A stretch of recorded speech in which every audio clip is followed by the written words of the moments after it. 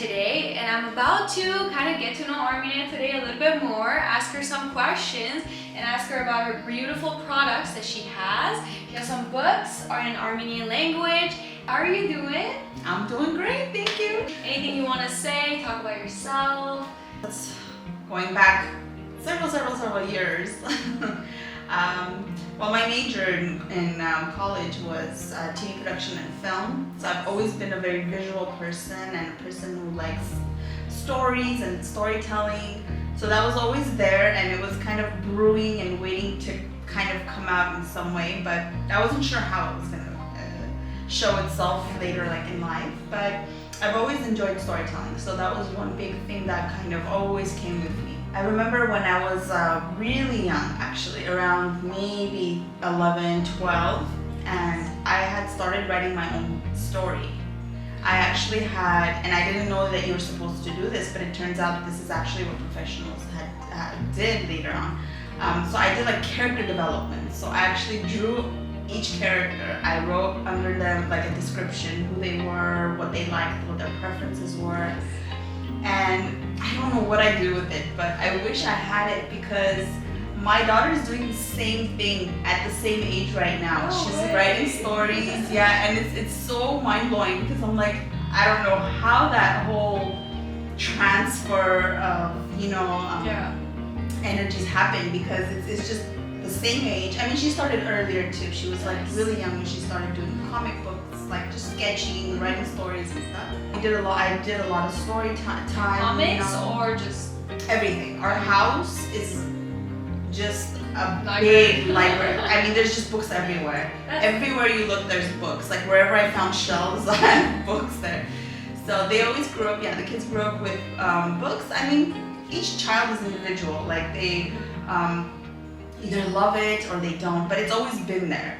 Yeah. So, for example, my older daughter, she just will grab a book when she's like, eating a snack or something. She'll just grab a book and spend that 10 minutes when she's gonna be eating a snack, reading the book. That's really good, because I feel like right now it's phones. Like even myself, I'm like, oh, I'm eating breakfast. I'm just gonna like check my feed and see what's up. Well, my other daughter and my son are like that. Oh, really? So any moment my son has a free time, he's on like the video game, and my daughter's on, I don't know, YouTube, and she's like watching some videos, the younger one.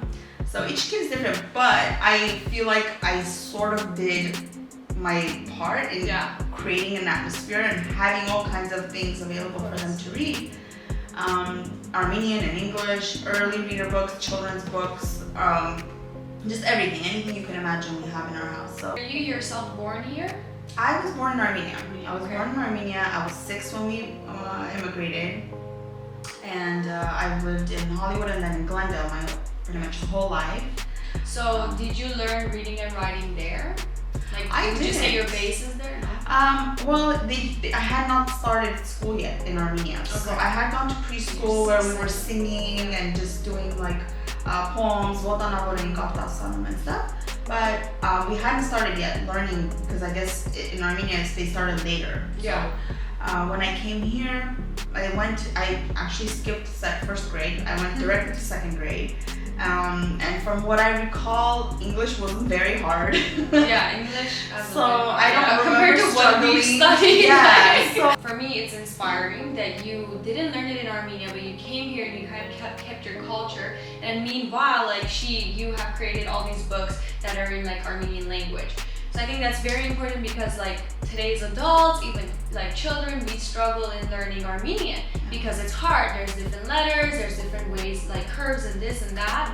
So I think that's very inspiring to me, and that's why I'm like, I love interviewing you right now, because I'm like, tell me where it all came from. Well, it came from family, honestly. Oh yeah, family. My as well, parents, my extended family. Yeah. It was just really instilled in us that this is our language, this is our culture, and it was never secondary to anything.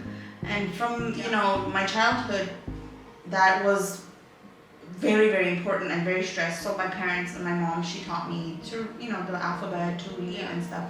When I was older, I realized how badly I knew Armenian. Because the Armenian we speak at home is just basic. Different, yeah. So like I'd watch Armenian television and I'd hear all these words. I had no idea what they meant, and then the turning point, the part that kind of changed it all in my brain, I was probably in college, almost in college. So I was in high school, and I was about to go to college, and so I was like 17 years old, and I heard kids, elementary school kids in Armenia speaking. Oh yeah. And they were speaking this beautiful language, and I'm like, I don't know some of those words, and I cannot believe I'm almost an adult, and I felt very embarrassed. I felt very guilty. I felt like that, it was up to me to of course. better my Armenian and learn my culture, and learn it better. So in college, I took Armenian classes. So I took Where was your college? CSUN. I went to Cal State Northbridge. And my major was TV production, but I also minored in Armenian studies. Nice. So yeah. See, it all came together. Yes, it came together. It all came together. I wanted to like unwind for me like that. I'm still like, wait. So that really kind of put a structure around my learning of Armenian, because it's one thing when it's at home and it's just these bits and pieces that you learn, but then when you have it in a structured format, of course, you're learning it from professors. You can ask questions that they can, and I was in the library checking out books, and that's kind of where I fell in love with history, to Armenian history specifically. I took all sorts of classes, anthropology classes, religious studies classes, humanities, all sorts of things. Armenian, like in the Armenian history? No. Here. Armenian history as well, okay. But I tried to understand, because Armenia is not in a bubble, right? You can't just learn what it is to be Armenian without knowing all the other things around that has happened. Exactly. So it just kind of happened where I was so intrigued by just all the different parts of history. That kind of framed everything for me, because I was like, wow, I'm learning about Christianity at CSUN with my fellow students, and they completely ignored Armenian history and the Armenian part that made up Christian history. And those kinds of things also awakened certain things in me, because it was very unfair, and I was like, why does that happen? Why did that happen? Sorry, I'm getting goosebumps. So and like it was like these eye-opening kind of self-discovery things that were happening to me in college. So I'm always very, very fond of those years, because I feel like they really, really you find like your purpose. Me. Right. Your purpose, Even though you don't know it, but I feel like you always like have why this, why that. You start like questioning, and you kind of try to find the answers as much as you can. I was born in Iran, so over there it was a little bit different, where we learned our like science, math, everything in Persian, but then we had like Armenian class. They would test us on words, how you can read, how you can memorize things. So we would memorize this whole like Armenian poem. You would have to stand up and like say to the whole class, and then the teacher would obviously grade right away. Armenian is not like, if you spell it wrong, it's more of like what like T you use, what letter you use, because we have various letters, right? And same thing with Persian too. Persian has like 3 different T's, 3 different S's, so you have to know what S to use for what word. So you have to like memorize it. So it's not like just one way. So I still remember that, like questioning like how am I gonna incorporate the Armenian like history, everything that's happening, the passion that I like, how you were talking to, I can feel that. The passion that I have as well, how will I incorporate that in my art? Do I just go into the commercial world? Do I just like start making art? There's still like those 2 different categories. And I don't know where film is coming in, but it's happening. You're at the same crossroads that I was at, and it's kind of cool. I want to see how that progresses. It's a struggle though. It's a struggle, because like every day you're like, do I do things for my culture, or do I do things in the American way? Like, where would I succeed, and how can I bring both together? So then, how did you come to the books? Like, how did you after university? So it came because I just couldn't find Armenian coloring books in stores. When my daughter, so she was born in 2010, but even before she was born, I already knew I had to stock up on Armenian books, like children's books and stuff. So I went to the local Armenian stores, SeraDanceVlogs and Outdoor bookstores. And I just... So those are here in Glendale? Those are both in Glendale. Oh, okay. Yeah, and there was Birch also. I visited Birch too. His store closed, but the 3 bookstores in Glendale. And I would go through, you know, all their books and stuff, and I kind of noticed, you know, they didn't have coloring books and things like that. And I guess it just stuck in my head. It just, that problem. Yeah. I don't know why. I feel like problems are my thing. I don't know. You are. I'm drawn to problems, and it's not always a good thing. Well, I mean. So, but this was a good thing. So that problem kind of stuck in my head, and when my daughter was born, I was fiddling around with Photoshop. I'm self-taught in a lot of things because film was my major, but at the end of my school career, I realized I really liked multimedia stuff. So I liked web design, I liked animation, I liked these new interactive kind of things that they were coming up with. And I'm talking about 2004, so we didn't have, you know, when I graduated, we just started. I think Google had just started, or it was not even in, a thing yet. There's no YouTube. There's no, I mean, anything you guys know today, it didn't exist. So I didn't know what I would have done with that. So it kind of just, I liked it, but I just kind of stayed there because I didn't want to do website design, which was what everyone was sort of doing. Yeah, but those tools and those things that I really liked, I wasn't sure what I would do with it. In 2015, 16, at the age where my daughter was going to school, I found another problem. So my daughter was in a program where it's like a dual immersion program. So she was learning English and Armenian at the same time in a public school. And I was just like, this is the answer to everything, because I wasn't sure how I was gonna help her learn Armenian, where myself, I wasn't, I knew Armenian, I knew to read and write and the letters and everything, but I didn't know it well enough where I felt confident teaching her. But that program was basically the solution. But also when she brought her homework home, I noticed on that one side she'd have the English homework, on the other side she'd have the Armenian homework. And the Armenian homework looked so sad. Colors. There's no color, the font was super tiny, Yeah. no cute pictures. And it was, sort of photocopied from a book. Yeah, back then teachers used to do a lot of that. Like they would copy from that, and then they would put it on the paper, and you could tell a little bit. Yeah, and sometimes if the copy wasn't good, I mean, you always say start early. Yeah. So I haven't yet had a chance to see what other holes need to be filled for older kids who are trying to learn. But we've had adults, we've had older kids use our books, just because it's a good foundation. Yeah. It's just a good way to kind of get started, and it's not too hard. It's very Because I remember when I started we were tracing stuff.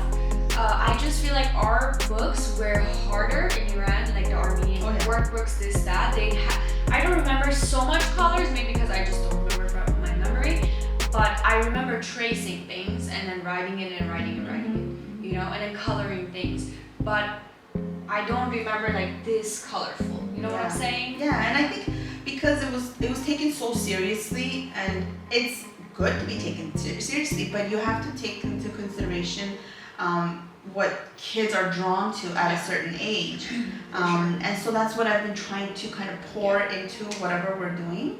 I need the kids to like it. The parents don't have to like it. Yeah, the kids they do. But for example, one of the comments that kind of stuck out in my mind, it was a review on our page. It was for this book, Goharik and Shanik, which actually is a book I wrote.